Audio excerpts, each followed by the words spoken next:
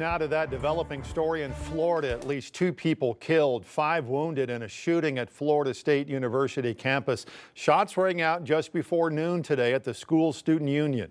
Katie Weiss has been in Tallahassee following the story and joins us now with the latest developments. You know, you grow up and you do these shooting drills all the time, and it's now we experience it again. Students and teachers scrambled when shots rang out Thursday afternoon near the Student Union building on the FSU campus in Tallahassee. I didn't see the shooter, but I saw the kids running away. I heard some screaming. And the shots, like 3 rounds of like 5 shots, and then 7 shots. So it must have been some back and forth going on. Officers quickly engaged and wounded the gunman, identified as Phoenix Eichner, believed to be an FSU student. Our citizens should feel some degree of comfort knowing that your law enforcement agencies are going to respond and do exactly what we did in this case. For Leon County Sheriff Walter McNeil, this case hits close to home. Eichner is the son of one of his deputies. Unfortunately, her son had access to one of her weapons, and that was one of the weapons that was found at the scene. This is the neighborhood where Deputy Eichner lives with her son. Phoenix was more than a child of law enforcement. He was a fixture in the Leon County Sheriff's Office, engaging in several training programs. This shooting quickly reignited the debate over gun control, with supporters demanding Washington take action. President Trump said, quote, "These things are terrible," end quote, but made his position clear. As far as legislation is concerned, this has been going on for a long time.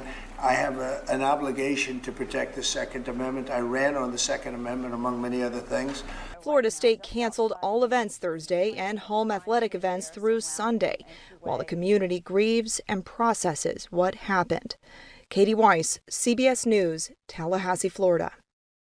Authorities have not revealed a motive, and of course we will continue following developments from Florida State overnight, bring you updates on the 5 News app and on tomorrow's edition of your 5 News This Morning. Fort Smith voters next month will decide whether to reallocate part of an existing sales tax to help pay for sewer repairs. 5 News reporter Lauren Spencer was at an informational meeting tonight and explains what's on the ballot.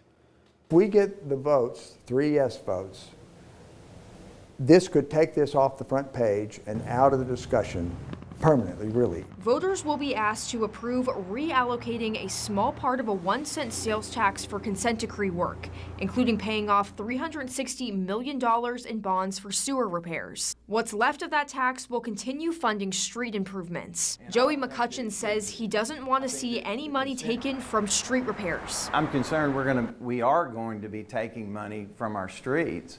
And what does that do for our infrastructure? The length of this tax, when it goes from 8 years that they promised us in 2022 to 34 years now. This is the first time we've had a plan to actually come up with the money to do that, and we're doing it with no sales tax increase and no rate increase beyond the small 3.5% a year that the board has already approved. The government has told us that this is a good plan. Levon Morton, chairman for the Citizens Committee for Clean Water and Infrastructure, says this is the best option for the citizens of Fort Smith. And we can get the construction done in 12 years, pay off the bonds in 30 years, which is a big advantage to the citizens. Morton says the streets shouldn't be an issue. We know that over time, the sales tax collections will go up because Fort Smith really right now is doing very well financially. And as the sales tax goes up, collections, more money will go to the streets department just naturally. In Fort Smith, covering news where you live, Lauren Spencer, 5 News. That special election, by the way, is set for May 13th. New tonight, a former educator in Springdale and Fayetteville sentenced to 20 years in prison. Benton County prosecutor Brian Sexton says Mark Osterly violated the terms of his probation when he failed to register as a sex offender. Osterly was convicted in 2021 of sexually assaulting a student while he worked in the Springdale School District. He received 6 years probation. Developing tonight, 2 people in Benton County are facing death by delivery charges after a fatal overdose this month. Gage Hill and Jamie Walker are both being held on $1 million bonds tonight. Investigators say Adam Hensley was found dead from a fentanyl overdose. Police say texts from the victim's phone show Hensley bought fentanyl from Hill and was found dead the day after.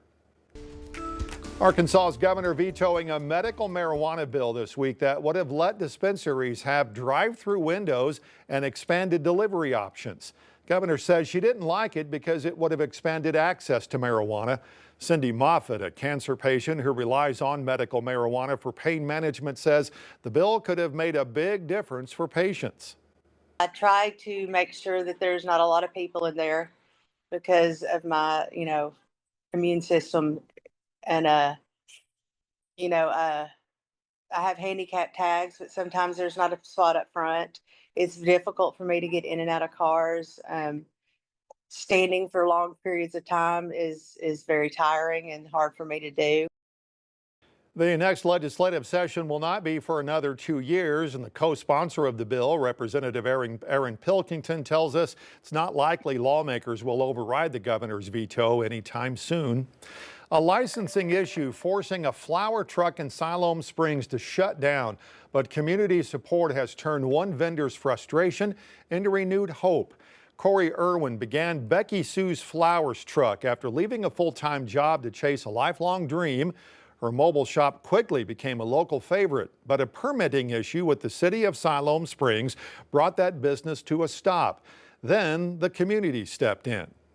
I was feeling so down and so blue about everything that happened with this city, and then to have the people come around, it is just such a redeeming action from our communities. Now, the city says it is helping Irwin finalize a corrected license and drafting a new ordinance that could offer more flexibility for mobile vendors. Until then, Irwin is sharing her pop-up locations online and continuing to bring flowers and gratitude all across the region. University of Arkansas getting a big donation this week. The Walker Charitable Foundation gave $5 million to the Land of Opportunity Scholarship Endowment. The donation places the group and the leaders of Arkansas Founder Circle. It's a group of benefactors who have committed at least $1 million to the scholarship campaigns. U of A says the money will help students from all 75 counties in the state attend the university. Land of Opportunity is about helping Arkansans who have need better meet their needs so that they can come here and experience college, get the skills they need to go on to great opportunity post-graduation. Walker Charitable Foundation has also donated money for other facilities like the Pat Walker Health Center and the Willard J. Walker Hall. Crystal Bridges Museum of American Art hosting students from all across Bentonville today for the Ignite Professional Studies Summit. That event highlights career opportunities for high school juniors and seniors. Organizers say the goal is for students to gain real-world experience through a network of internship opportunities across Northwest Arkansas.